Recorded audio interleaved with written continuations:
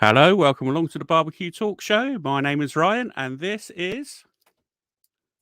I'm Tom from BBQ Life UK, new guest presenter on the BBQ Talk Show. Thank you for having me along.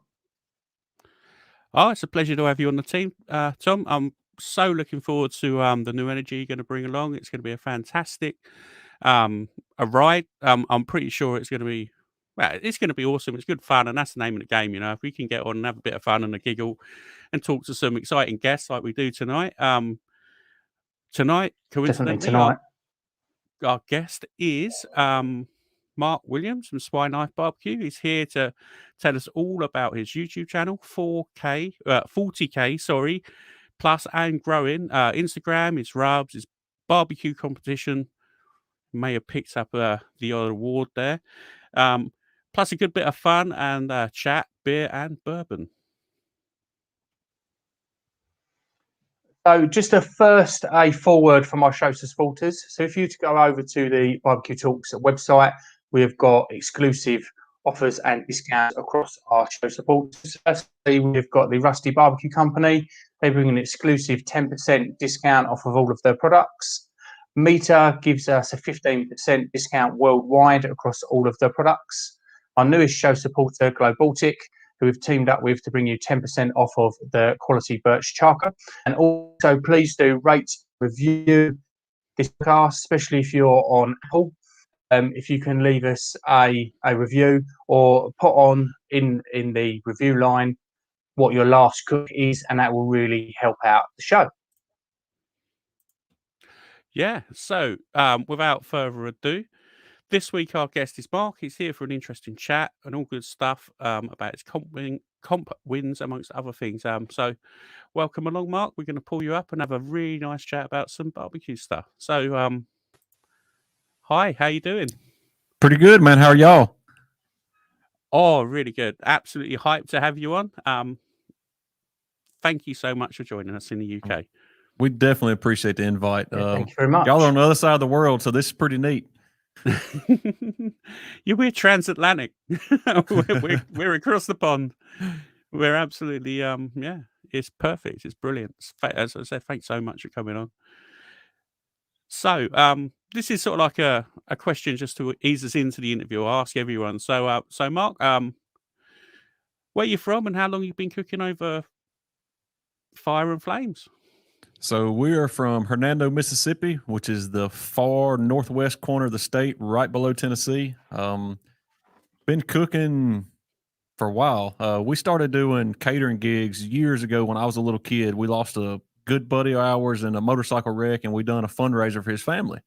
And that's what really opened my eyes to cooking in general, just what food can do for a family that's, you know, in probably the worst times they'll face, and how much happiness and how much that brought people together was amazing to me.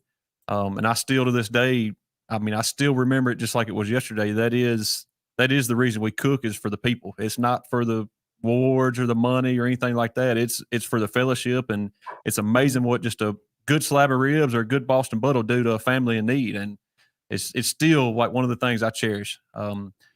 My dad was getting ready to retire in back 2013, and he wanted to, you know, keep doing the fundraising and keep catering and stuff like that. So we bought an old hickory rotisserie and, you know, started catering and hosting weddings and just anything, graduations, you name it. And of course, in the States, that's when Barbecue Pitmasters kicked off, and it got huge over here. And everybody thought there was a competition cook, including me. So I said, heck, we got the equipment, let's go cook. And we started competing, and we got hooked. Quickly got humbled. We thought we was top dogs in the neighborhood until we cooked our first pro contest, and we realized then we needed to learn a lot and just chase that dream from there. And here we are, heck, I guess going on, you know, 8 years competing roughly, and, you know, met a ton of great people. And, you know, that's one of the things, is the people you meet through cooking, you never know that friendship or where that may lead you. And that's one of the awesome aspects to competitive cooking and just cooking in general. Yeah, for sure. Totally agree. I've never cooked competitively, but I'm sort of like now a podcaster and still a YouTuber, albeit on a very small scale. Not like Tom over there. He's flying at the minute. He's doing all right. And your good self as well, of course. Fantastic. All of your video. We're going to touch upon that anyway. And I don't want to sort of like get pulled down into that bit already. I'm trying to keep some sort of order. But, right. So we're going to, first off, we're going to talk about your rubs in your range. You got the Mississippi grind and the grit as well, Mississippi grit. Plus you got a new one called Prime Beef.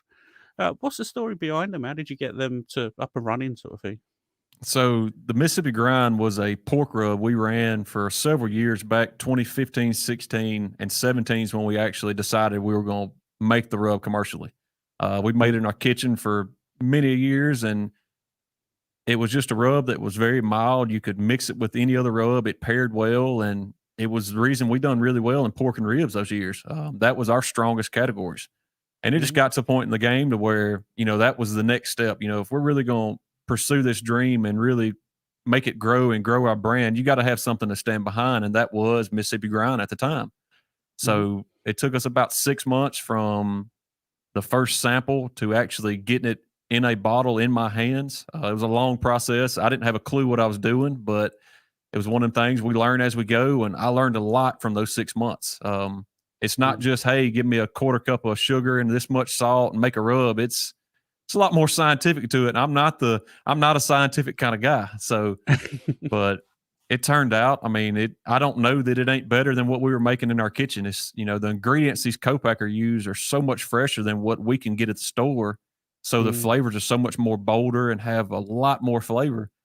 And we struck out 2017. I guess it was in October, fall time of 2017. The Mississippi grind hit, and we went to Dallas, Fort Worth, Texas, and cooked the World Steak Championship. And my wife took first place pork with that rub the first weekend out in the world. Wow. I took third in the world, and it was, 200 teams competing. And I wasn't expecting to get a call because, we were cooking. They gave you whole pork loins to cook. We turned them into pork chops, grilled them off, seasoned them good. And they called my ticket out for third, and I just patted my wife on the back and said, well, better luck next time, honey. And I went on upstage. Well, when she got first place, I still to this day cannot live that day down. She made sure I won't forget that. For sure as well. That's rightly so, fair play to her. First place straight away. That's superb. What a result, And well, first and third. Well, that you can't get a much more endorsement for your brand. It's a solid pork rub. I'll definitely say that. It's like, here we are. Hello, Mississippi grind. Straight on the map. But, that's fantastic. After that, we said, you can't have a barbecue rub without having some Have sort we got anywhere in the UK that we can pick them up? Actually, you do. If I had my computer in front of me, I would tell you it's Barbecue Gourmet. Does that sound correct? Yep. He's one of our biggest distributors over there. So he should be able to take care. If you don't request it, tell him to order some more. Yeah, I was actually going to drop that in, but okay. You haven't looked at that. Yeah, they got all sorts of good stuff over there, and yours as well, and Malcolm's. They stock that, and all sorts of really good stuff from the States, including your stuff as well. So, tell us a little bit about the flavor profiles then, because obviously in the UK, not as many people may be aware of it. So, what if they were to pick up a bottle? What would they expect to taste in sort of like? So the Mississippi grind it's a barbecue rub, no doubt. It's got a little bit of Terminato sugar and honey powder and stuff like that, but it's not sweet. It's a very savory, very mild rub. Has just a touch of heat. We do finish both our Mississippi grit and Mississippi grind have a citrus finish, which I love. That citrus adds so much freshness to it to where it tastes good in your hand, but it tastes good cooked on.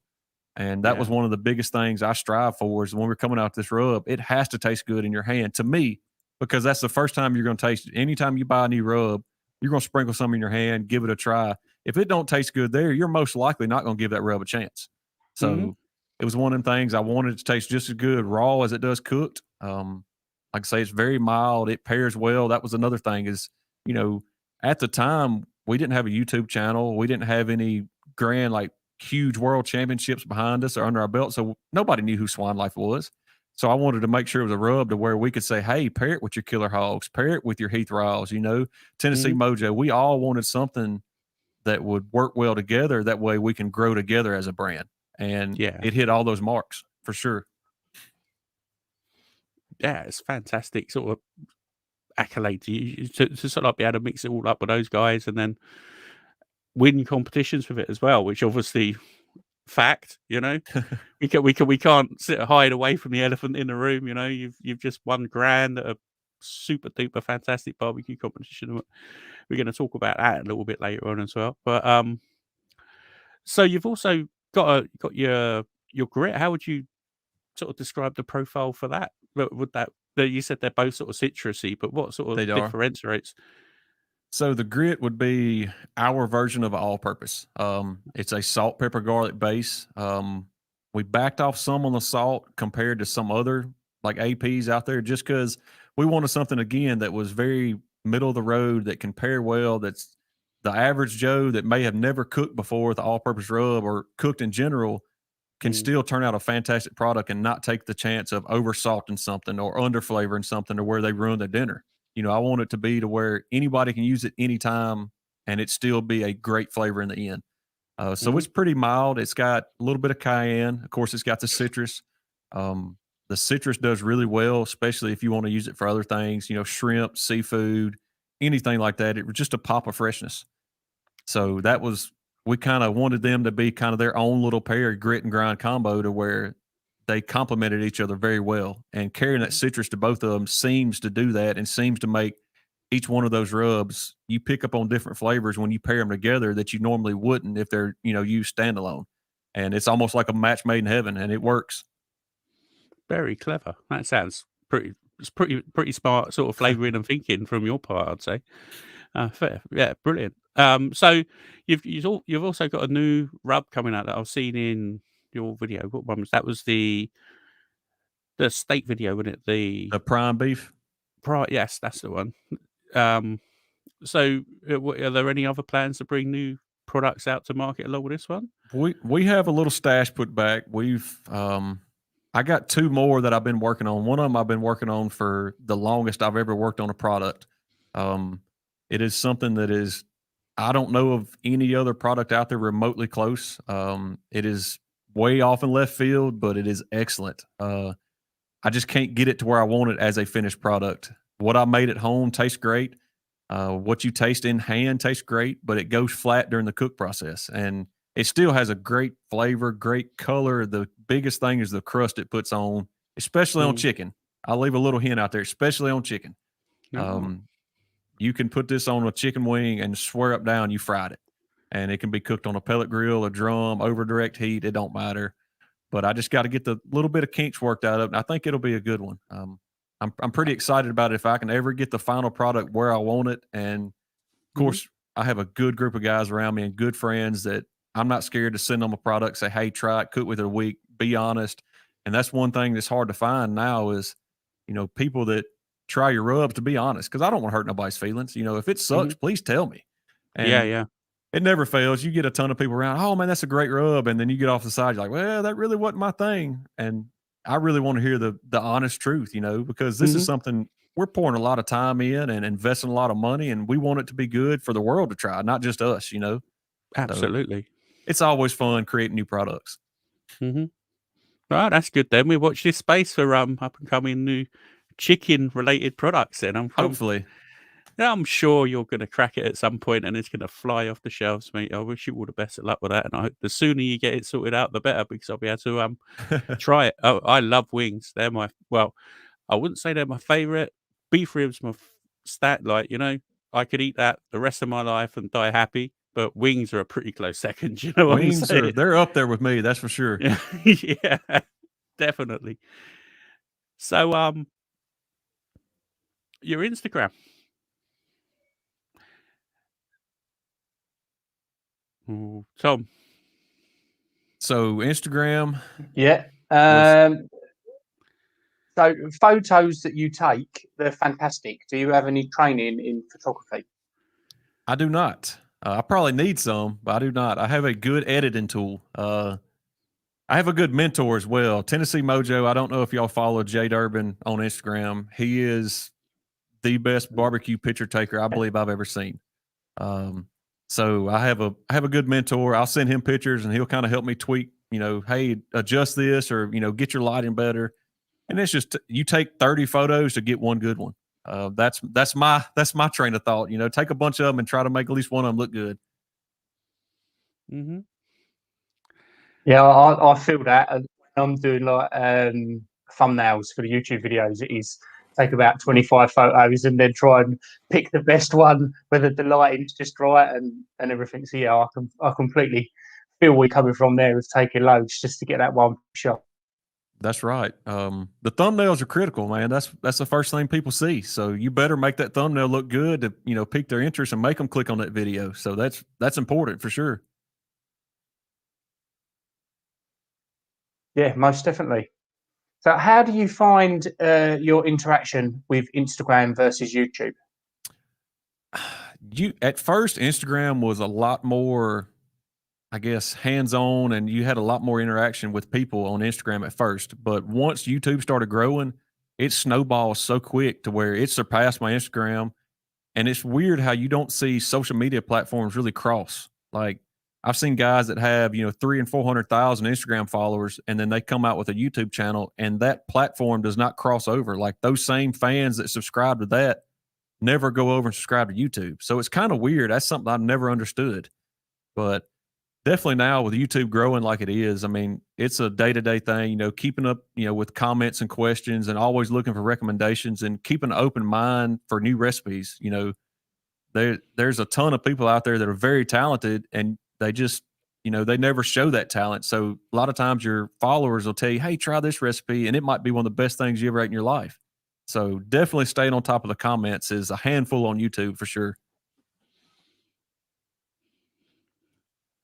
Yeah, and I can appreciate that. And I've only got sort of 3 subscribers, and I find it a handful keeping on top, let alone having nearly 41,000 like yourself. It must be an absolute nightmare to keep on top of those. You try to. It's definitely, if you want to keep up with it every day, you might as well dedicate an hour a day to it. Because as soon as you get one answered or get a comment took care of, somebody's right behind them with another one. So, but it's fun. That's what it's all about. Mm-hmm.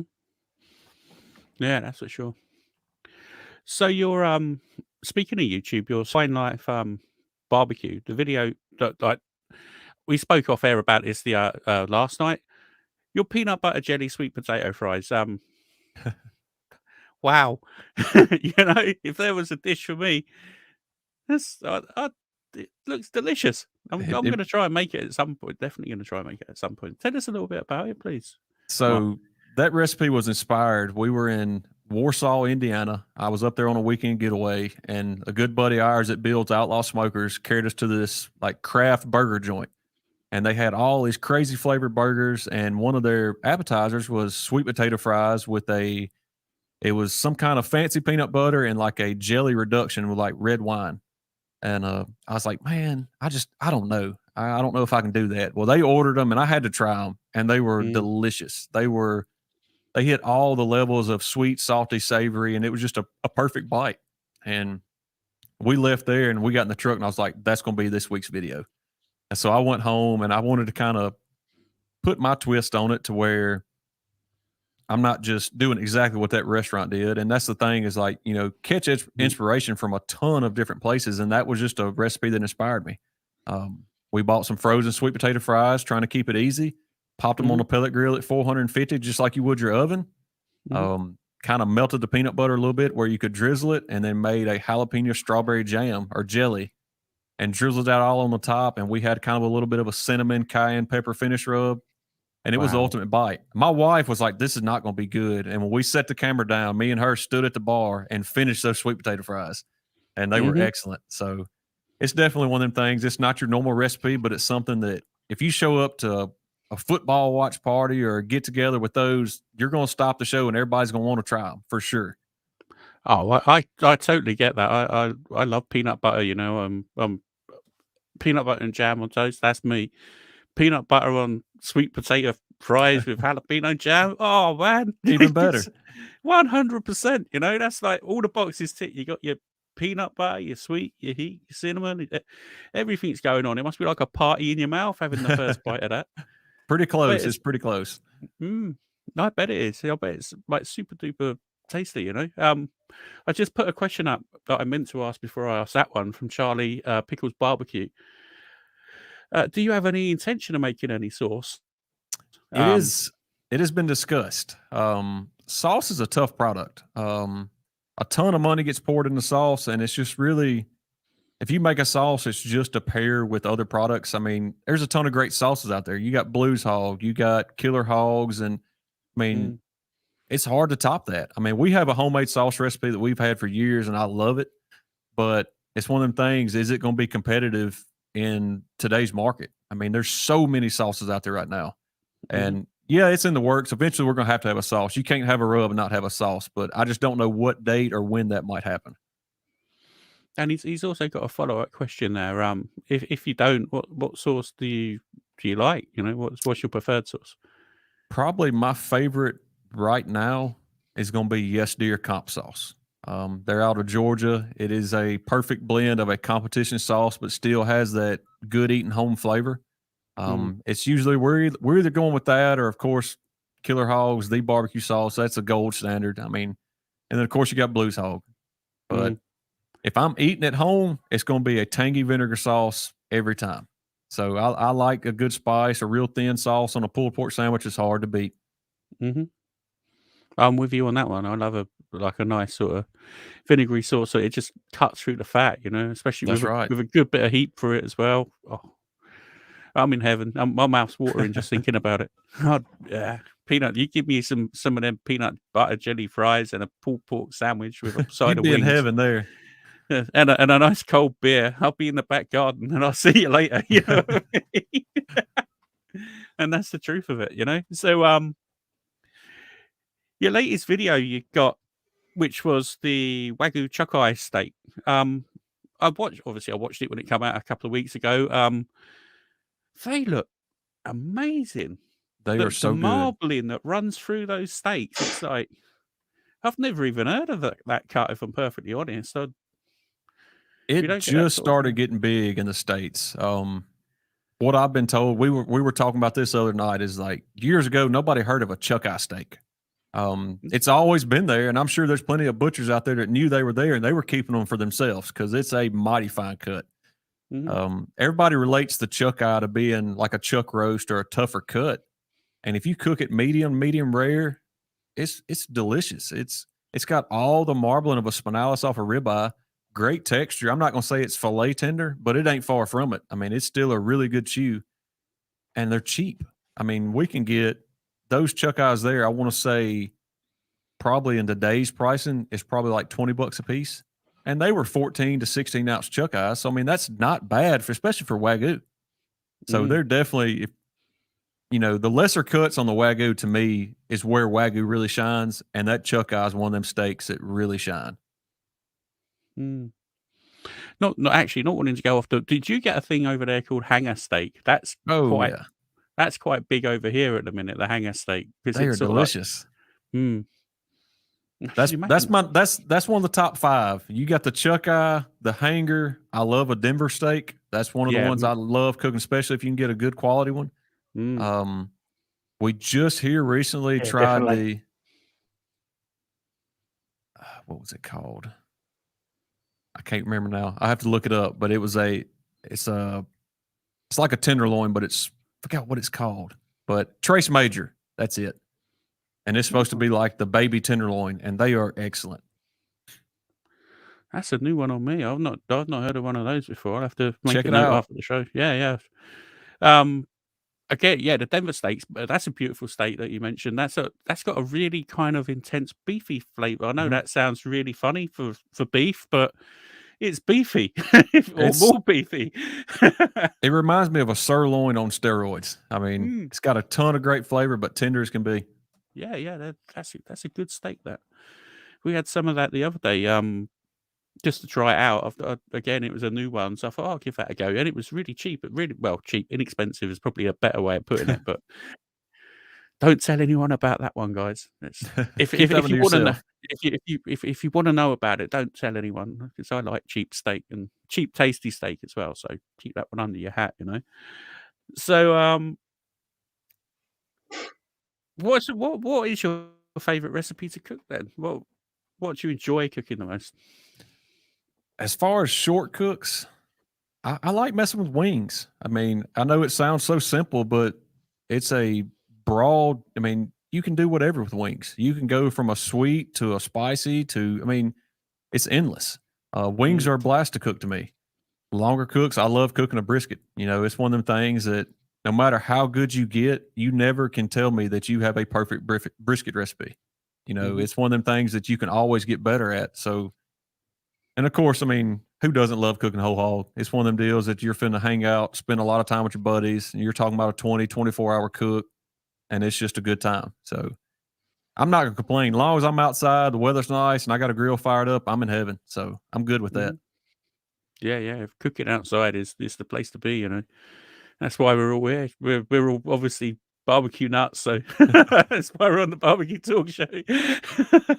No, yeah, the people that like sometimes you can talk like I'll be, oh yeah, yeah, I had a barbecue last night, and it'd be like November, and it'd be raining and frosty, and I'm like, what's up with you? That's the best time. I love that. Mm. Yeah, totally agree. You know, it's like Yeah, nice and definitely. crisp outside, and you just got the. I normally just fire up the Weber or something like that because it's quick. But yeah, run a couple of steaks through it or a pork butt in my drum or whatever. It's it's keeps me happy. I always find it therapeutic, to be honest. That's Cooking right. that sort of stuff, it's just really relaxing, and it's just a slower way of almost degassing from your daily job. There's no stress when it comes to long, low, and slow barbecue. No doubt. No, I totally on that 100%. So, crayfish boil. That's not really a thing in the UK. It needs to Um, be. yeah, I've seen videos. I've seen your videos on it, like your ultimate crayfish boil, and like Malcolm put one out the year before, and that's crayfish. And you talk on the podcast. It's like crayfish crazy when it's crayfish season, and it's like, Anytime early in the year, we're cooking crawfish. hmm.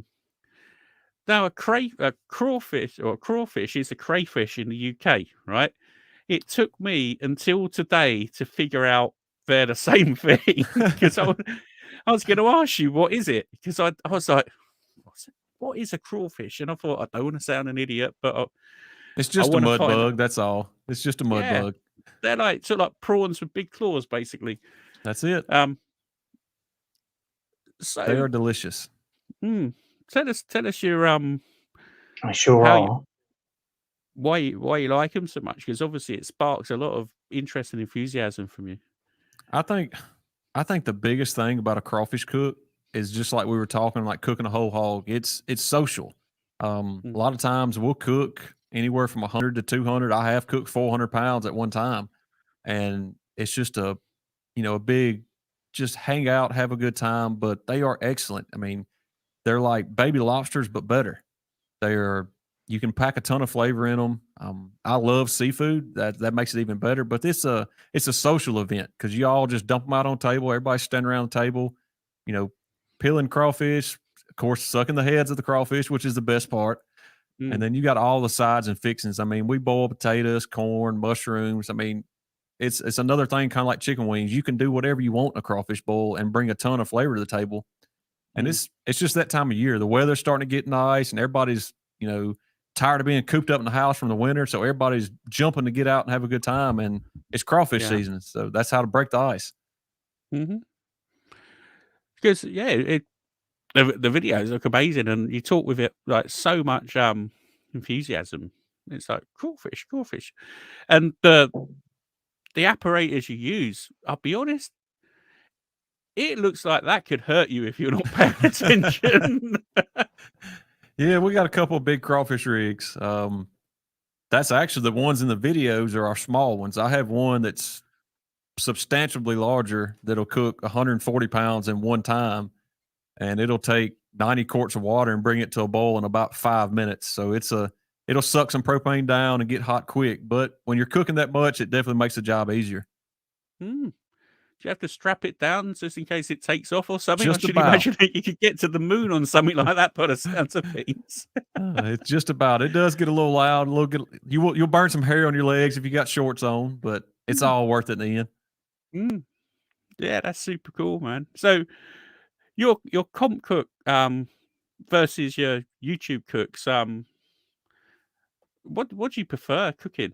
Like, is it I definitely prefer cooking YouTube. Comp cooks are fun because it's very precise, but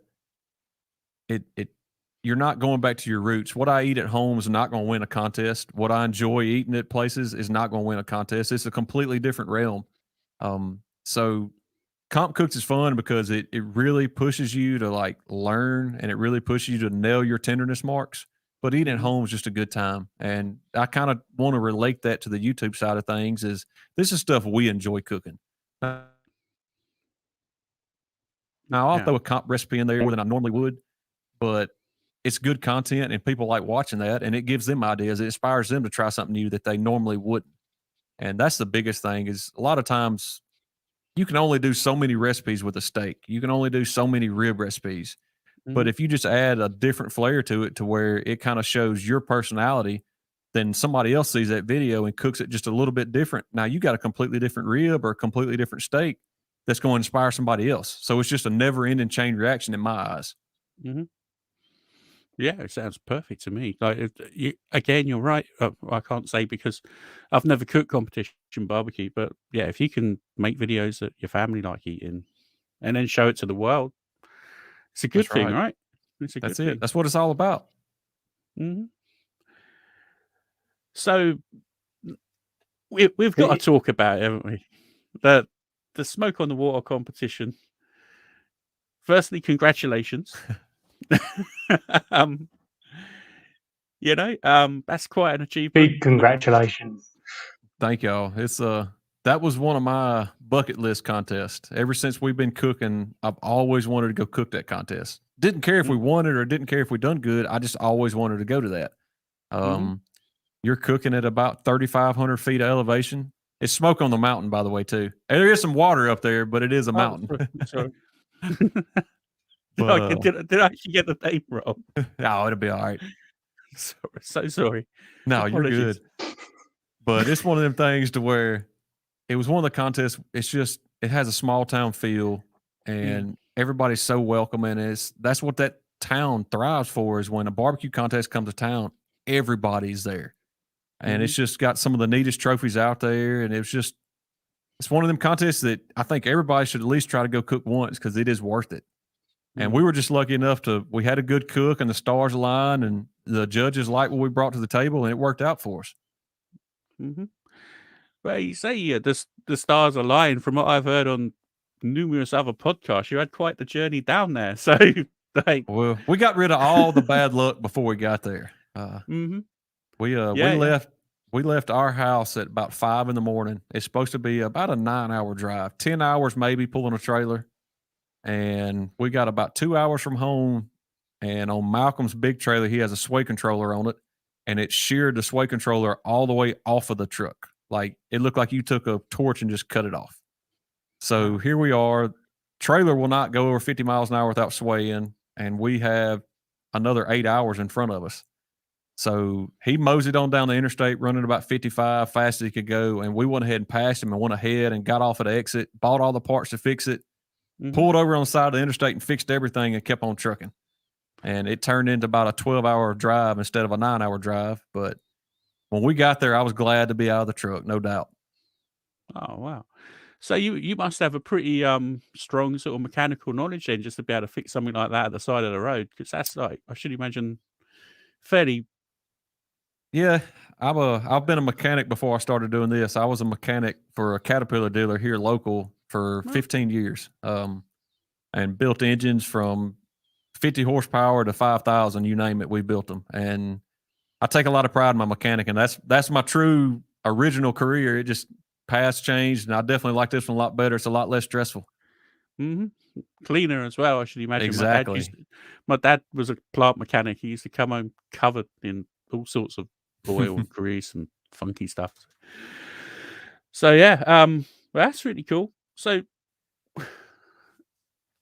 tell us the difference between the MBN judging and the KCBS judging, because obviously I know about KCBS, but I don't really know that much about the MBN and how they judge things on that. How do the two compare? So MBN used to be big. I mean, it still is big, but years ago, like that's all that was in our area was the Memphis Barbecue Network, and that's what Memphis and May and all that kind of transpired from, I guess. Memphis and May and MBN both is first judging is all blind. There's no garnish. You put just the meat in the box and turn it in. So with ribs, whereas like a KCBS, we put 8 bones in a box. That way make sure you had 6 portions. With MBN, we'll do 2 bone sections and we might put 24 bones in a box. We fill the box up, make it look huge, and it's crazy. I never would have thought you could get 24 bones in one rib box, but a little bit of trickery, you can get them all in there and it looks great. MBN's a little bit more tender, I would say, than KCBS. You can take a rib a lot further because if you do make finals, the judges then come to you. So when you turn your blind box in, you have to be the best 3 of that category that day. So you either have to be the best 3 rib teams, the best 3 hog, or the best 3 shoulder. And those 3 teams go to what they call finals. And that's when 4 judges come to your booth and you wine and dine them. You pull the ribs off the smoker right there in front of them. You give each judge their ribs and you break them down in front of them. And it's really a good show because you get to sell it to them then. Not only is it a good rib, you're going to tell them how good it is. So it's definitely a completely different ball game. It's a lot of fun. I've never made finals myself. I've always wanted to, but at the same time, I'm always nervous. I'm like, I don't know if I can do this on site. Like I might choke up and tell them I'm cooking bacon and not ribs, or who knows, But it's one of the things. It gives you a little option, especially in our area, because we can cook a KCBS today and go 20 miles up the road and cook MBN tomorrow. So it's neat. It gives us a lot of broader range, and it really makes you stay on your toes when it comes to nailing those textures at comps. Yeah. All right, I'm glad you cleared that up. I honestly do you prefer one over the other? I would say I would probably pick KCBS over it just because I'm more comfortable in KCBS. MBN's a blast. It's the big thing with MBN right now is that we could go cook a rib only and not have near the overhead money. You have a $200 entry fee and 8 slabs of ribs and you're in. You're not having to buy brisket and butts and all that. So it's a lot easier and a lot more feasible getting started to just go cook MBN ribs because you can save money but still get the whole experience, I guess you'd say. Oh, that's really cool. And, go on, Tom.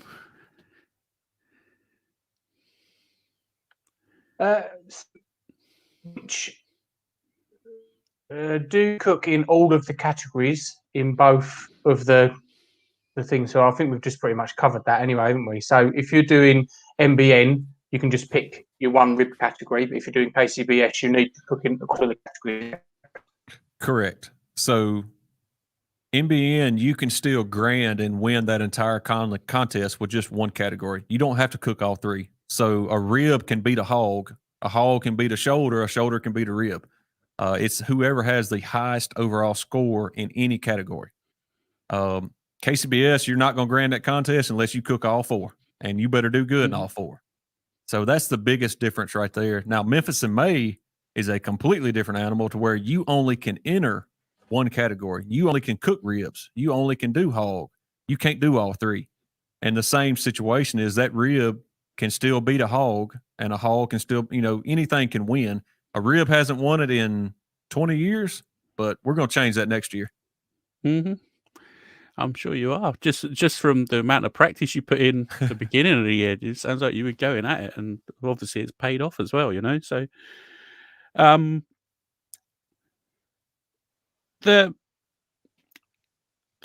so what meat proteins do you favor to cook in competition barbecue? Then which one is your best? I would say ribs or pork, one of the two. That's been our strongest for years. it was kind of crazy.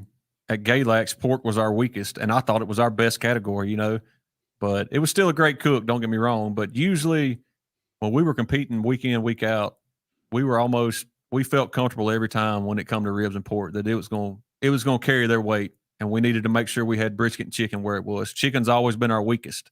So that's the thing with KCBS. You got to hit all four to get it. Yeah. Actually, we got a question in the chat from Charlie that's been sitting up there a while. So, have you ever missed a turn-in? And have you got any sort of good competition disaster stories? I've never missed a turn-in. We've got close, but I've never missed a turn-in. Probably, let me think. Probably the worst time I've had during turn-ins was last summer. We were cooking a local contest. The heat index was in the 120s here, and we were getting ready to do chicken turn-in, and our generator on our camper trailer, our cook trailer, decided it wanted to just quit. So we lost all power, and we were running on battery and solar power to run the rest of the trailer as much as we could. Luckily, we were cooking on a stick burner, so it really didn't affect the cooker that much. But trying to build boxes and you're sweating profusely because it's well over 100 degrees in the trailer by this point was probably one of my worst experiences. I'm not going to say it was a disaster, but it was pretty rough. Oh, yeah. I suppose, because they're all air conditioned and you're in your nice fat. Yeah. We were spoiled. No, I don't know. For some reason, because I've seen it on the telly so much, I always assume competition barbecue, you got people cooking under like them little gazebo things and getting it all ready to turn in and going nuts like that. But yeah, some of you guys, you got some proper serious kit behind you, haven't you? You're sort of in there. And we started out underneath the tent. Everybody's got to start under the tent at some point. If you're not sleeping on a cot with mosquitoes eating on you, did you even compete? Like, you got to start there. Yeah, it's a fair point. But you quickly learn air conditioning is nice. Oh, I bet it is, especially over there. It must be. We think we're hard done by in the UK if we sort of like hit 27, 20, sort of like 30 degrees. Everyone's moaning how hot it is. What would that be in Don't get me the Fahrenheit, line. 27, 30? You'd probably be looking like high 80s. Oh, I would take that right now, any day. That over here is a sweltering summer day. You got people wandering around. Oh, it's so hot. I wish it had cooled down. And then it rains and everyone's complaining again, wishing the sun come back out. So it's just, the English public are never happy with the weather, but they always talk about it. That's one of the traits of the English, or people from the UK anyway. So a little insight there into UK weather. Sorry. Hey, I'm jealous. I miss it. Coming in, Tom.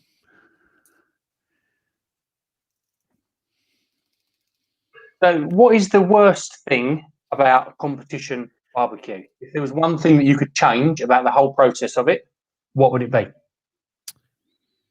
I think we're doing too much to already good meat.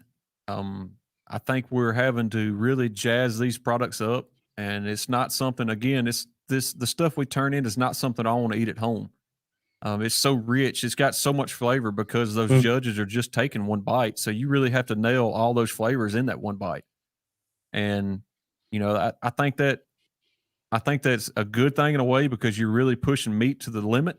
But also I think you're taking a lot of people away from the contest because to me, I want to eat good eating barbecue. And, necessarily contest barbecue is good. Don't get me wrong. It's good for one bite, but it's hard to beat some good over the coals, pork dripping, grease dripping on the coals and open pit cooking. I mean, that's awesome flavor, but that'll never win in a contest. I mean, you got guys cooking on drums that are getting that flavor, but they're still jazzing them ribs up. And I mean, they're beautiful, but it's just, I don't know. I think we're going so far away from what originally barbecue was is thing that I don't like about the competition side. I still love competing and I'll do it again next weekend, but I still think like 20 years ago, I would like to see what competition barbecue was, or 30 years ago. Is it what we're referring to when everybody's cooking from their roots and what we learned from? And have we went that far off pace now? Or was it this way 20 years ago? Were you still cooking barbecue that wasn't what you would eat at home? I don't think it was, but I don't know that. Yeah, I suppose no one really does, to be fair, and it's a Yeah, really it good sounds point you like you just need to made. start up your own little championship. Oh, I would love to. I would love. We talked about that this morning. Mm-hmm. Well, yeah. Well, you can You touch on could that if you want. start up your Obviously. own one, and I want to. I think My that'd be really dream. cool. Start up and just it be. Sorry, we've got to start up your own one, and it be more backyard style barbecue, judged by you, almost your everyday Joe, and it's what dads would cook in the garden, which is Right. what barbecue should be, really, isn't it? I I think that'd agree. be a really cool competition to do. I We don't know how you would judge it. It would be tough. We've joked around with things like this fall. My plan is to have. I want to film it. I want to turn it into content, but I want to have a contest at my house where it's invite only. Say we get 20 people, and you all draw a number out of a hat, and say I get number 2, and Ryan, you get number 2. Me and you are a team now. We may have not known that going in, and then you go to another hat and you draw a color, and whatever color you got, you go to that tent, and that's the cooker you got to cook on, and all your stuff's already there. That's a And fantastic idea. to me, that would be awesome because I it like would that. you would learn more doing that than you ever would cooking the same recipe over and over and over. You know, you would get great minds together that would produce an awesome product. I know. And it's just it gets you out of your comfort zone, and that's what I love. You know, we cooked world food a couple years ago in Dallas, Texas, and we got to cook in the kitchen. And I was so far out of my element, but I loved it. Like it was so much fun. It was an adrenaline rush. It was the fastest hour and a half of my life. And that was still one of my favorite contests as far as outside of the barbecue world is cooking world food in chef's kitchen with, you know, world renowned chefs that was cooking right beside me. And my tail was sitting there, mush mouth hillbilly from the South that can't talk. I was cooking right there beside him. And that was a blast. I'm so glad you mentioned that. I was actually going to put the world food contest in that you was in, but I thought, well, it's a couple of years ago and all of that. But I'm so glad you mentioned it because, again, I listened, like you spoke about it a few years ago on the podcast, and it's almost like yesterday, especially with COVID. It's like a year's just disappeared from your life. It's just, was it last year or the year before? It just sort of gets a bit. That would have been. That would have been 2019. That would have been the early fall of 2019, I think, when we went to Dallas. That sounds right. Yeah. But that is a fun contest. We went down there to compete, and we competed on the steak cook-off side, and you have to make the top 10 of the steak in order to go to finals to cook in the kitchen. And we were lucky. We got a good call, so we moved on to finals. And once you do that, you have to submit a recipe, and it's a full-on written-out recipe of the whole dish you're fitting to prepare. So they judge you on how well do you execute that recipe. So if you say you're doing garlic roasted potatoes, they better be able to taste the garlic and know it's garlic roasted potatoes. And so I've never done any of that. I mean, I've wrote recipes before with YouTube, but nothing to this caliber. So we sat down in the hotel lobby, started writing recipes out, went to the grocery store, bought everything we needed, and it was like a crazy madhouse frenzy getting all this stuff done before the next day when we competed. And then you show up in a kitchen that's, you know, 6 foot by 4 foot's all the room you have. And it's 3 of you in there, and you have a stove, a grill, you have everything in this little bitty prep kitchen, and you got to do it all. And you have to have one showpiece plate, which is full portions. So we done bone-in ribeye or a tomahawk steak, which was provided. You had to have a whole tomahawk steak with all your sides, a full dish, and then you had to have 10 sample dishes. And it's just, that's a lot. I mean, that was a ton to prepare, an hour and a half, and then get it on a platter and have to carry these 12 or 11 dishes up here to the judges' table and not drop them. And it was crazy. I would love to do it again. I'm going to do it again, but yeah, it was a blast. Yeah, it sounds a ton of fun, you know, to be cooking at that level, and as you say, at that intensity, the pressure must be totally on. It must be like competition barbecue condensed into an hour and a half. You know, it was nerve-wracking for about the first 10 minutes, and then once we got in there, it was myself, my wife, and then Malcolm's wife Rochelle. She was on our team because Malcolm's brother made finals too, so he was over there helping him. And once we got in our rhythm, we were just, I mean, we cooked a tomahawk steak, we done goat cheese, mashed potatoes, and roasted asparagus. And that's a date night. Like we cooked that every other weekend. Like it wasn't, we were stepping that far out of our realm. We just wanted to execute that recipe perfectly. Mm. And once we got in the role, I was like, this is nothing more than what we do on a Friday night. And it was a chef that was cooking right beside us. And he was like, he was panicking. And he looked over at me. He's like, why are you so calm? I'm like, we're just cooking for the weekend. We're just hanging out, having a good time, you know?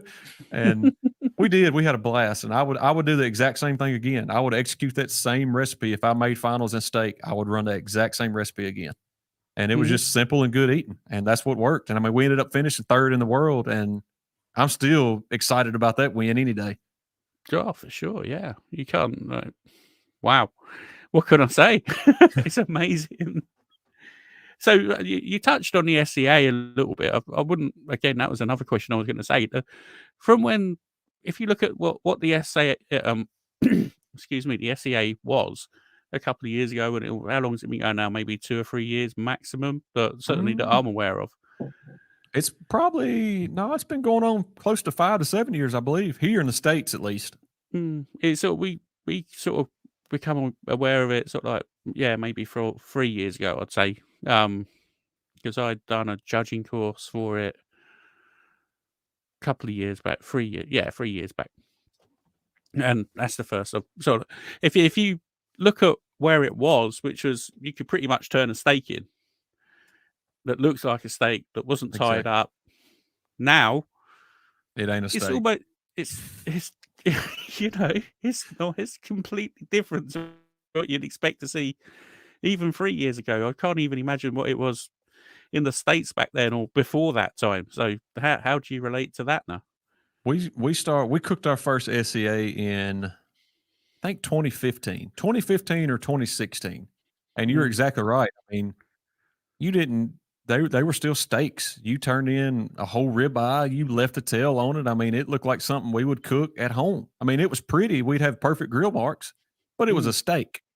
And now I don't know what it is. Like it's, and no offense to these guys, because I mean they're still awesome cooks, but to me it doesn't look like a ribeye anymore. You're turning in a perfect little morsel of meat, which is delicious, but you're taking away so much from what the ribeye actually is. And I don't know. I still enjoy cooking them. I just enjoy the competition aspect of it, but I know my flavor profiles that I want to put on steaks not going to win a steak contest, and I'm fine with that. I want to go cook it to have a good time and, you know, fellowship and meet everybody.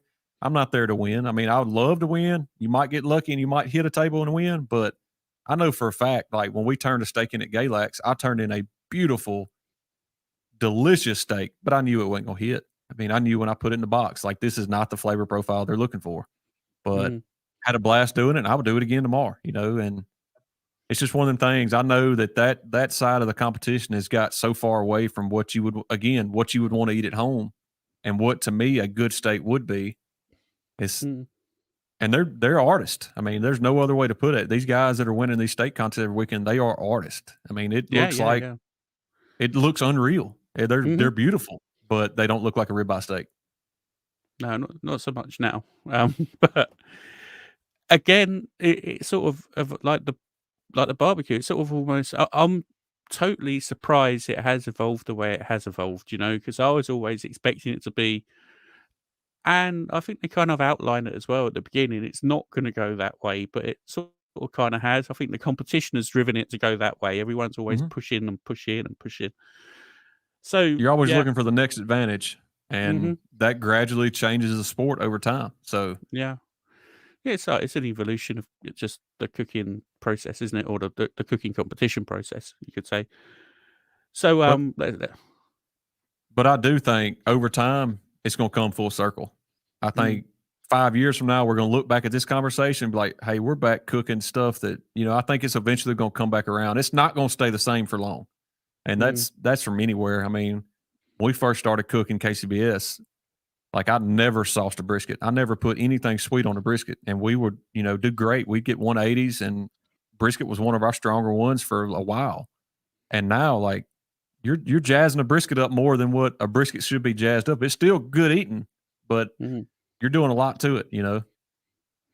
Well, even for backyard stuff now, you're sort of like people are like you get obviously your Texan salt and pepper, but people aren't really afraid to again, yeah, sauce it or put a bit of cinnamon in there to sweeten it up along with your salt and pepper or your salt, pepper and garlic. So Yeah. drop a bit of cinnamon in just because the cinnamon that it again that makes the meat taste a little bit more beefy for some reason. I don't know why, but it's what I found. And that's what a lot of people have said as well. So yeah. Anyway, we've sort of gone off the rails a little bit. Pull us back on, Tom. Can you give us a rundown of your grand cooks? What's that again? I think I lost you just for a second. Can you give us a rundown of your grand champion cooks? So talk us through each one that you did. So I guess our first grand was in 2015. It was the very first contest of that year. And we had practiced a little bit through the winter, but I mean, nothing like we practice now. And it was 103 teams at a state championship. And I didn't think we had a dog in the hunt. I mean, we were just there to cook good barbecue and again, hang out. And hopefully we got lucky and got a call or two. We took a second place chicken, I believe, and maybe a third or fourth place rib, and didn't get a call in pork and didn't get a call in brisket. So I was like, hey, we had a good cook, but this isn't our day. And it was one of them ones, A, it was our first grand champion, and B, we only had 2 calls in a field of 103 teams, and it was 103 teams from all over. And for us to win that one, that's still one of my favorite moments. It was just one of them, we didn't expect it at all. And it's one thing to go in and get a call in all 4 categories and know you got a shot, but it's another to sit there and not really even being expecting it, and they call your name last. It's a completely different feeling. So we were on a good run that year. A couple of weeks later, we competed again and got another grand, and it was the opposite. It was the one where we had a call in all 4 categories, and we hit a 180 in brisket. And I was like, we got this one. It was confidence, but it was a different feeling. We still were excited, but it was a different type of excitement. Had a ton of reserve grands from then on out. We started cooking in a new trailer on a new pit and just never could. We get close. We never could catch that grand. And believe it or not, Galax is only our 3rd grand on KCBS. So we went from 2015 to 2 weeks ago, and we were in a dry spell. We were due. Everybody said, y'all are due, but I never expected it in Galax either. It was one of the things, we just had a good cook, and you got to have some luck. No matter how good you are, you can be the best team out there that day. If you don't have a little bit of luck on your side, you might as well. I mean, it's still luck. You're still gambling, but you're gambling with meat. Oh wow! And speaking of Galax, wow. So, you sort of got there. You've sort of travelled down the road. You've had all of your bad luck. You've pitched up. This is you're good to go in the morning. What sort of times and sort of like do you have a specific process you go through every sort of competition? Or would you say you're superstitious in any way, or would you sort of like do you do the same thing all the time? Obviously, you do the same thing all the time with the cooks, but so like would you go so far as putting your knife in a certain spot, or do you know what I mean? Do you go to a system like that, or? The only superstition I have is where you're standing at awards. If I'm standing in the spot where we walk up to awards or have a seat and we get a call in chicken, I'm not moving from that spot the rest of the afternoon. I'm going to stay there till the awards are over. And it was so funny because we was at Galax, and we were at a restaurant right by the stage, and we had just put our food order in, and they started calling awards out. So I was like, crap, I'll run out here real quick. And I was at the very back, and it was me and my buddy Brian. And of course, my ankle's jacked up. I had a boot on. I wasn't getting around as good as I should have been. And so we were 100 yards from the stage, and they called us out for first place chicken. I told Brian, I said, go get it. And he took off, and everybody's like, y'all need to get closer. Y'all need to get closer. I'm like, I'm not moving from this spot. We just got a 180 chicken because I'm standing right here. I'm not moving, And I didn't. We stayed right there, and Brian walked back and forth and got all 4 calls. And then when it come grand champion time, that was one of them contests where I felt pretty confident. And we hadn't got a call, and they got all the way up to reserve, and they called Jack's Old South, and Brian's like, it's us. And I was like, yeah, it's us. And I looked down at him and smiled. And I grabbed the Velcro straps on my boot I had on my ankle, and I tightened them up. I said, "We're going walking, son. Let's go." Yeah. And it was a blast. I mean, it was Mm. that's my only superstition is and I'll move. Like if we didn't get a call on chicken, I'll step over 2 or 3 spots to the left or right and get out of that spot and get me a fresh one. Oh, fantastic. So yeah, he's quite the quite the guy to beat. Mr. Mixon himself, reserve grand, and you the grand champion. So kudos to you. You should. It was good. He's always been one that everybody always says we got to beat Myron. You know, everybody wants to beat Myron, and out of good reason. I mean, Myron has paid his dues, and he is an awesome cook, and he's been doing it for years. He is one of the oldest ones out there that's started this sport. There's several of him in his generation that I look up to, every one of them. And when we were walking down to get that grand, he's standing there at the stage waiting on us to congratulate us, and that meant a ton. He puts on a good front on TV where everybody's like, "Oh, he's a jerk" or whatever, and he's really not. I mean, he's a genuinely good guy. And he stopped to congratulate us, and that did mean a lot. And I told him thank you, and he kind of smirked. He said, "It takes a man to beat me," and he said, "I guess you're that man today." And I said, "Yes, sir, I am." And I just kept on walking, But it was neat. That was a cool memory I'll never forget, and we got some really good pictures of it, and that's something that I'll cherish from now on.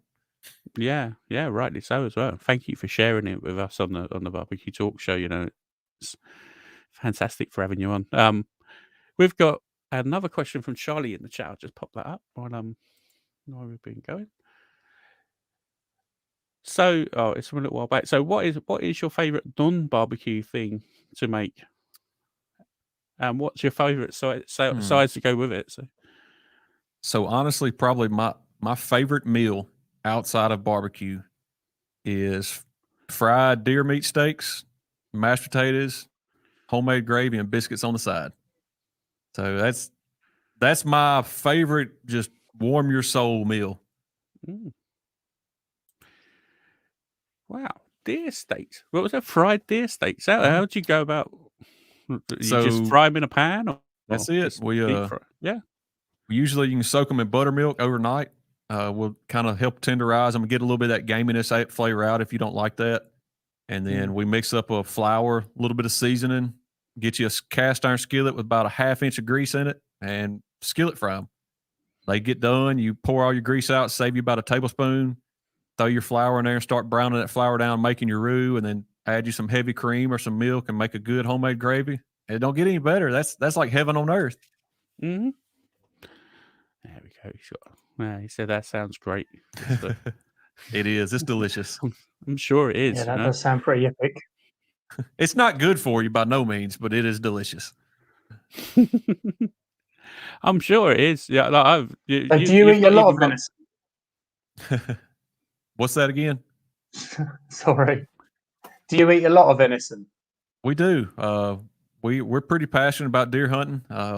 I try to get enough to make us through the summer. We use a lot of ground.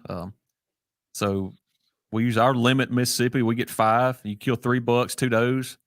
And I try to get that limit. I hadn't killed a buck in several years. I'll shoot a couple of does and kind of keep us some steaks and some roast and stuff like that. And we use it a good bit, man. I love doing roast and potatoes.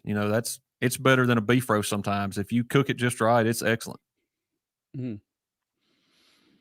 Yeah, Tommy's actually.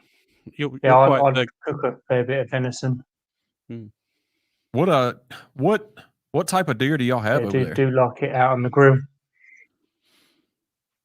Roe deer, muntjac, predominantly the two that we get. We've got a bit of Chinese water deer a bit further into East Anglia, but it's mainly roe and muntjac that we get here. I've got a friend of mine at work. He hunts. He works with a local game dealer, so I'm quite lucky. I get it direct from them. Like yourself, with you shooting it yourself, it's as fresh as it can get. Got a few cooks on the channel that I've done. It's a few different venison ones. I done the venison ribs a little while back, a few weeks ago. They were come out quite good. I had to check those out for sure. I just recently experienced deer heart last year. That was one of my things. I was going to try it, and sure enough, I mean, it was excellent. You got to get over what it is, but it is a rich, just delicious bite of it's got so much meat flavor. I guess the only way you can say it's kind of like a sirloin. It just tastes more beefy. This was the same way, and we fried it just like we did backstrap, and it was delicious. Mm. How big is a deer Yeah, heart? Like, brilliant. out of interest. About the size of a large grapefruit, I would say, would be a good comparison. That big? So, I mean, I wasn't expecting it to be that big. I thought maybe a I mean, golf ball or it's a little something. bit bigger than your fist balled up. I mean, it's pretty good size. Mm. Yeah, I don't know anything about cooking. Like, as I said, Tom is the guy for cooking game and stuff like that. I've never tried it. Well, I've tried it once, but I've never cooked it. I've had it in restaurant, like venison in restaurants, obviously, but I've never like processed one or cooked it on a barbecue. I wouldn't mind trying it. Obviously, it sounds delicious. Oh, it's good. Yeah, I'm not a scream machine anyway. I do like trying to push the limit. No, you cooked a squirrel, didn't you? Pigeon is another thing that I like to do. Yeah, I've done squirrel. I'm an absolute lover of pigeon. Pigeon with a subtle amount of smoke on there is almost the best thing you can cook on the barbecue. Really? Pigeon, a nice medium rare, light amount of smoke, and I think it is absolutely fantastic. That does. We cook a lot of dove over here. We're actually getting ready we got a big dove season coming up 1st of September. So I guess that's kind of like our pigeons too. I don't know. They're we call them the filet mignon of the sky, and they're good. I think pigeon really and good. dove are the same thing, to be honest. One's yeah, grey, pretty one's much. white. We've got back on the side of things. I did venison liver. So I did a lot of liver and bacon cook out on the grill. I have, and I've never the grilled liver that come out of the venison is just unbelievable. We'll have to try it. Put me down for that. It wasn't the easiest thing to do. It wasn't the easiest thing to do, but it did come out really well. Yeah, as rare as you can. I probably overcooked it slightly when I did the video, but when I've cooked it again, when it's always the way when the camera's there, it doesn't always go that 100% the way you want it to, does it? But that's exactly right. It's pretty rare. I'll definitely have to put that on the menu this fall for sure. We've got give it a try. Let me know what you think. Yes, sir. We've got a couple of questions coming in from the chat. We've got Daddy Dutch from Daddy Dutch Barbecue. Have you ever tried elk meat? I have. We actually just recently have been dealing with a company. It's called Wild Game Butchery, and you can order any wild game you want shipped to your door. It'll show up tomorrow. And we've toyed with elk and bison and everything like that. And we had an elk fillet that was fantastic. A little bit leaner cut than we're used to, but it was still packed full of flavor. Cooked it to a real, like almost a black and blue rare. And we had a blue cheese cream sauce to go with it. It was awesome. It was very, very good. Nice. And we got another question as well from Daddy Dutch. Are you going to the Royal next month? I am not. We have a very, very busy fall, and it just time won't allow it. We cooked the Royal in 2015 and had a blast. It was unreal. It's one of the largest contests. It's one of them things that if you've never been, you need to at least go see it. And if we ever was to go back, it would be as a group effort. We would have to go with a bunch of our buddies. We want just me, my brother, and a dad, and we cooked for Swine Life, and it was great. We had a great time, but we missed our people we cooked with. And so if we ever go back, it's going to be a deal where we all go as a group, as a big team, and have a blast. So we're definitely going to do it again for sure. I can see that on the cards. I think in certainly next season. It'd be cool to see you up there doing that, and maybe a video or two behind the scenes of what's going on in a barbecue truck at the Royal. Would be quite a nice thing to see. Yeah, that's really cool. So I have a question from our guest from last week, Greg Rimpey. He wants to know if you've learned to play a tune on your fiddle yet? I have not. I can make a noise, but that's about it. I wouldn't call it a tune because it's way out of tune. But no, I'm actually I kind of feel childish, but I'm probably fixing to take guitar lessons. I can't stand not to succeed at something. I'm not scared to ask for help. So I've been fooling with the guitar for a couple of weeks, or since we got back from Galax, and kind of learned some of the basics by watching YouTube videos. But I mean, something like that, I feel like it needs to be more hands-on, and you need somebody to show you what you're doing wrong and not guess at what you're doing wrong. And so that's probably in the works. Maybe next year y'all see me on stage playing at a concert somewhere. Who knows? Well, you never know. Oh, actually, YouTube. Have you seen a guy on YouTube called Marty Swartz? That name, that does sound familiar. He does a load of guitar tutorials. Like, he's got a few channels, and they're really good if you're learning guitar. I'm sure I've watched it.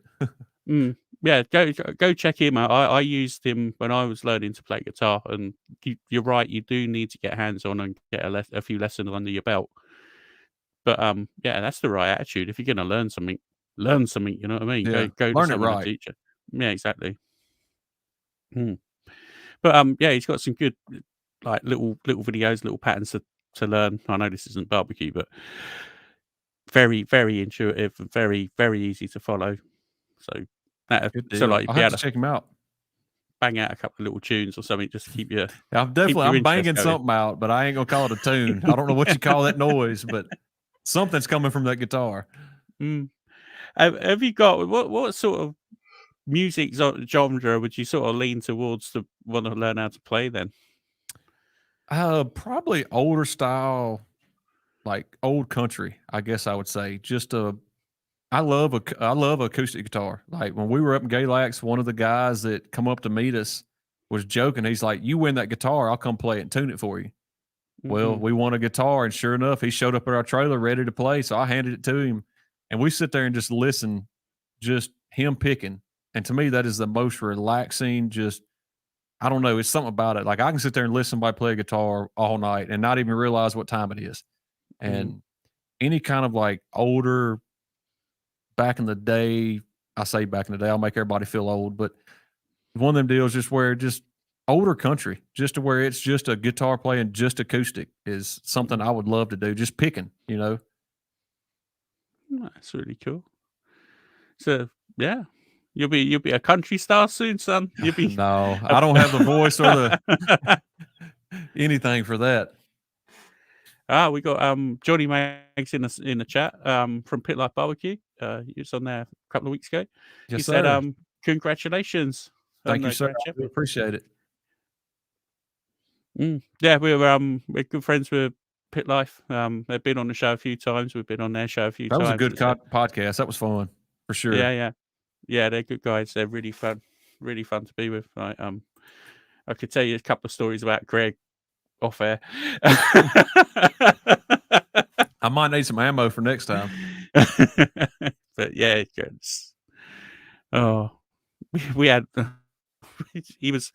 we had him on the podcast, and he was cooking he had his his big smoker. He had that going, and I know he just had this Amazon guy. He looked like he pretty much pitched it from the sidewalk into his backyard. It was such a so like he's sort of like while he's out, he's sort of cooking from his garage. So we're looking out, we can see what's going on. Then his neighbor comes up, and like he was upset about the smoker going or something.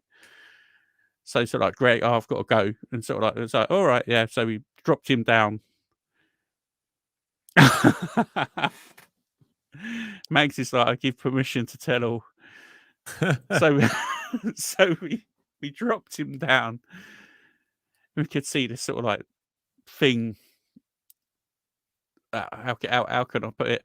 A little bit of an argument going on about like his smoker and what was happening in his front yard. And me and Mags were just sort of chatting away, sort of like this. And Greg was sort of going. He was going ape shit down below his next door neighbor.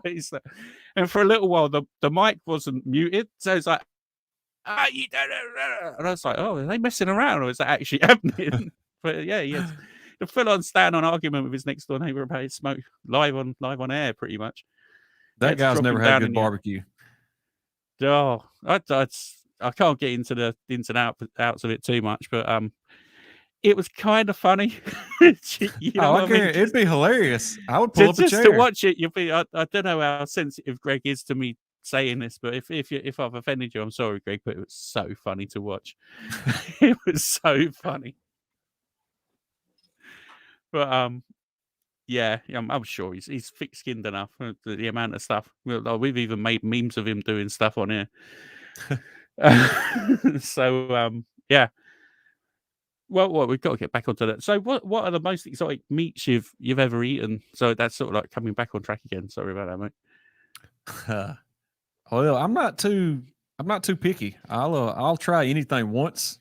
Now, whether or not I go back to it's another question. But of course, if you go to Texas, you got to try mountain oysters. That is definitely something, and it's one of them things to where you're like, I don't know, but to me it tastes just like a regular oyster. Like it is the best name for them is a mountain oyster.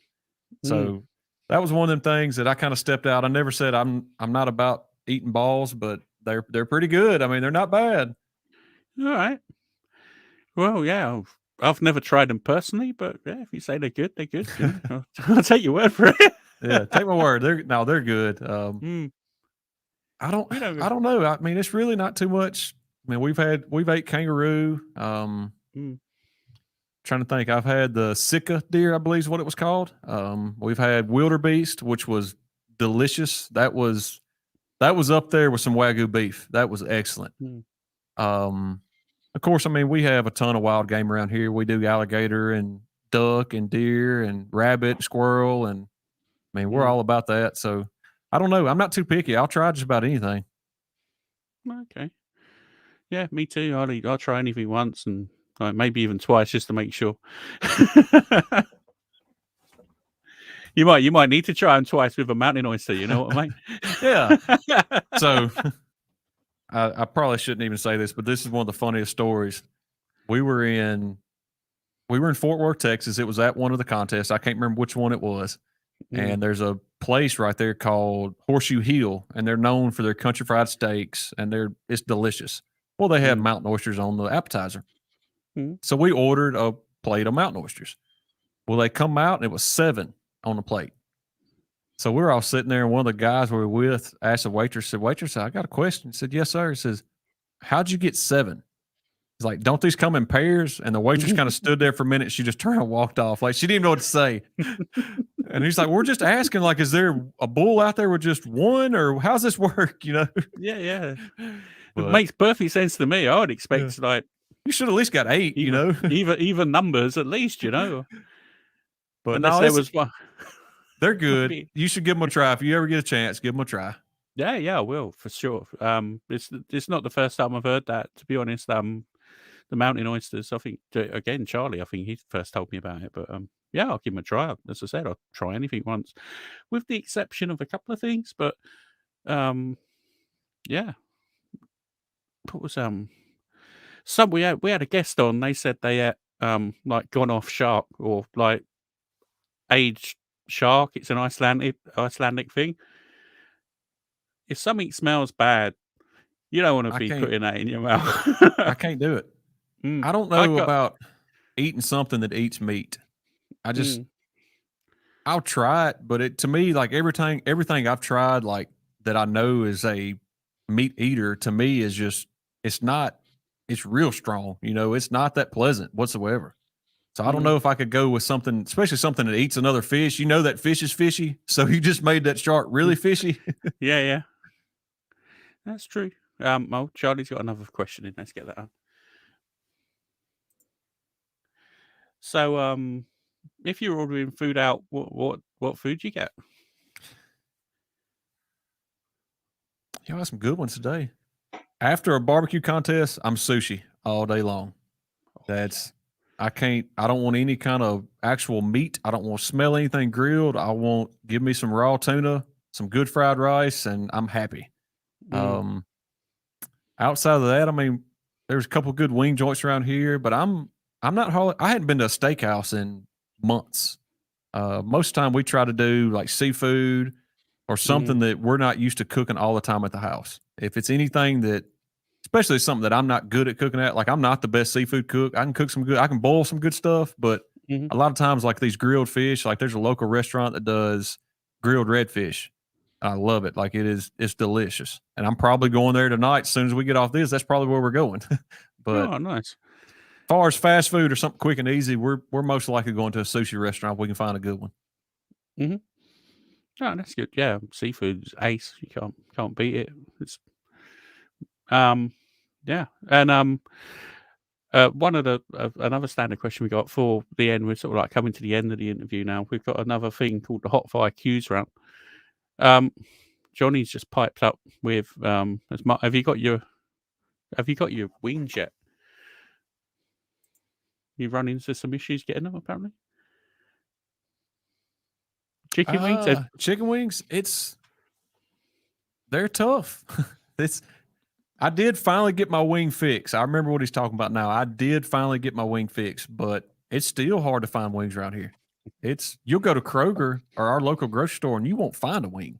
And that blows my mind, is because if they got chicken breast right there, most likely there was a wing attached to that breast at some point. So where are the wings? But no, we got wing restaurants right now that are no longer serving wings. They're doing thighs. Like they'll fry thighs just like they do their hot wings because they can't get wings.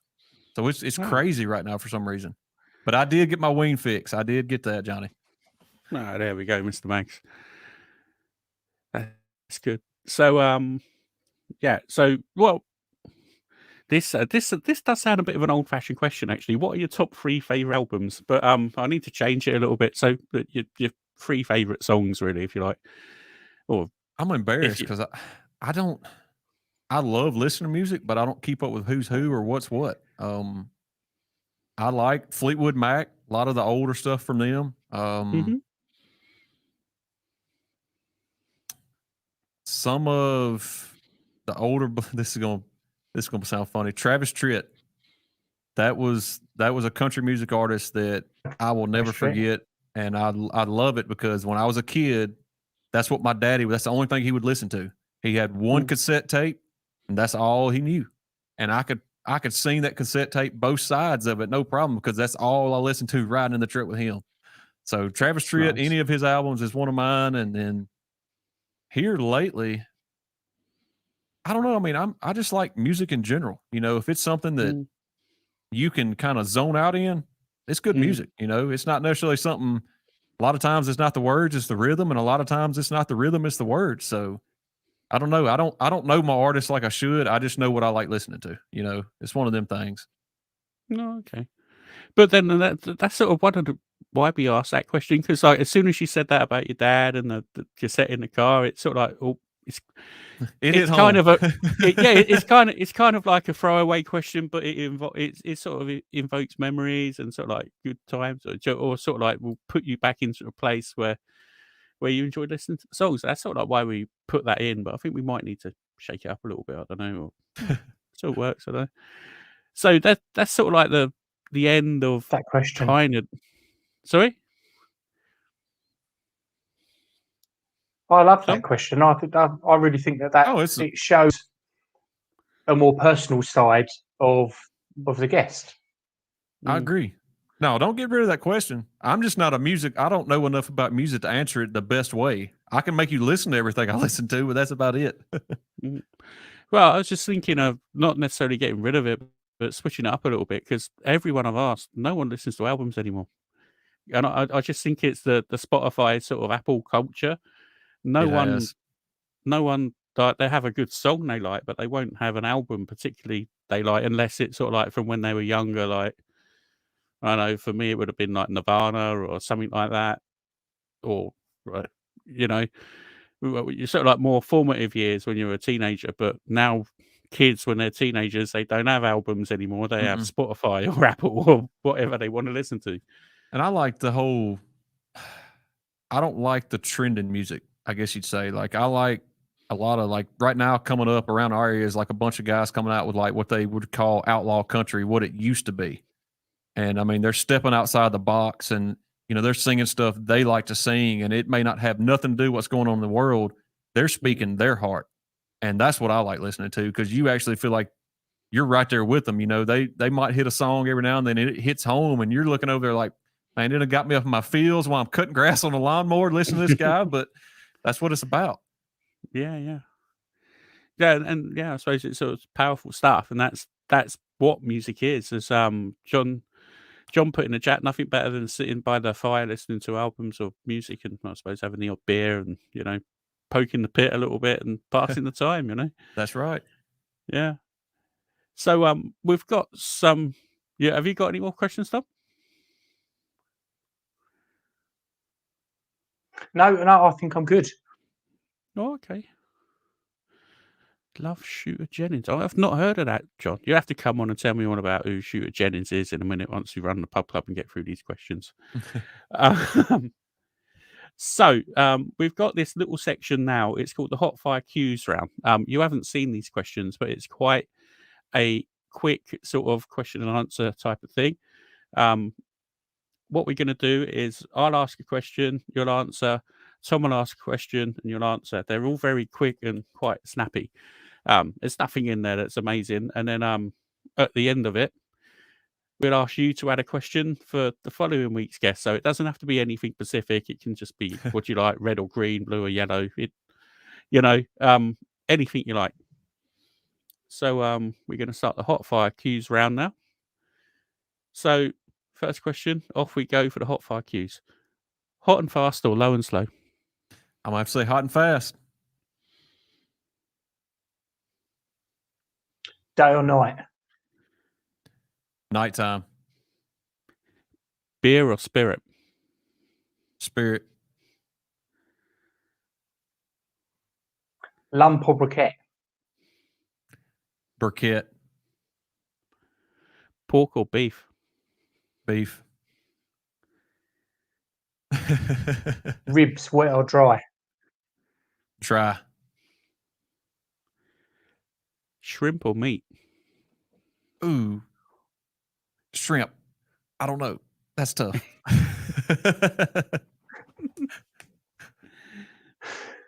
Wrap it. One more time. It cut out on me. I'm sorry. Wrap it or let it ride? Let it ride. Burgers or hot dog? Burgers. Good man. Horse, yay or nay? Nay. Nay. So brisket or short ribs? Brisket.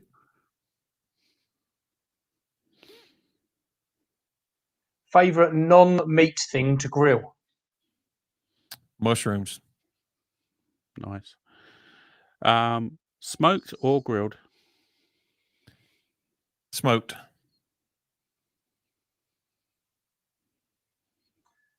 Fat cap up or fat cap down? Fat cap up. Wood or charcoal? Wood.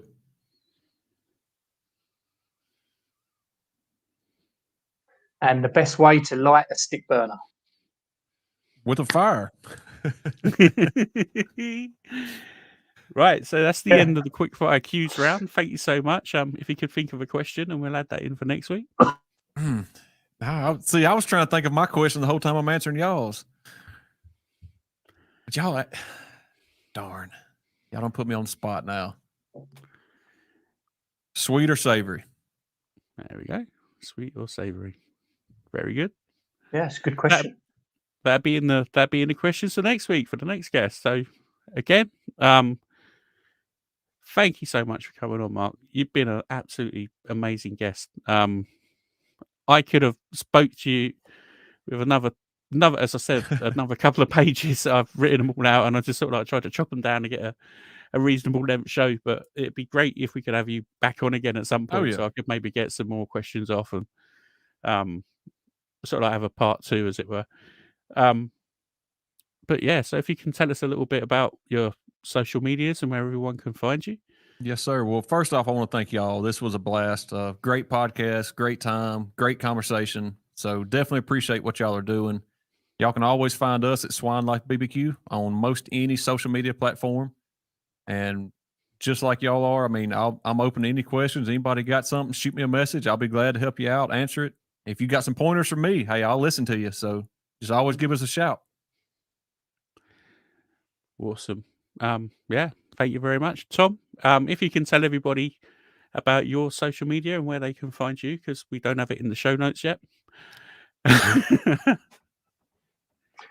So I'll say thank you to Mark for coming on, and thank you to yourself for letting me come on as a guest. It's been a great honour to come on and be a host for the first time, and an honour to have such a massive guest.